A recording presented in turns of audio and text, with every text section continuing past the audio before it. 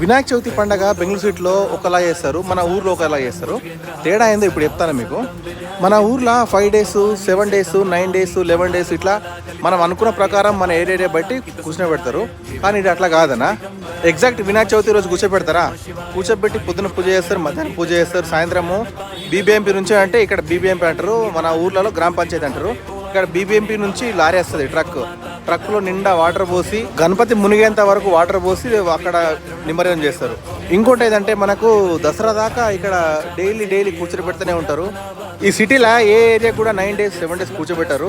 కూర్చోబెడితే పెద్ద ఆఫీసులలో, పెద్ద ఫ్యాక్టరీలలో వాళ్ళకు అనుకూలంగా ఉన్నలాగా కూర్చోబెడతారు. ఎందుకంటే ఇక్కడ పెద్ద మనలాగా చెరువులు, గోదావరి నదులు అలా ఉంటాయి కదా. ఇక్కడ ఉంటే చిన్న పిల్ల కాలువలు ఉంటాయి, మళ్ళీ లేకుంటే కోనేరులు ఉంటాయి కదా, దాంట్లో పోయి వదులుతారు. అది కూడా రూల్స్ ప్రకారమే వదులుతారు. ఏరియాకు ఒక గణపతి కూర్చోబెట్టి పొద్దున కూర్చోబెట్టి సాయంత్రం చేస్తారు. ఇది ఇక్కడ పద్ధతి. మన సైడ్ పద్ధతి ఇంకో వీడియో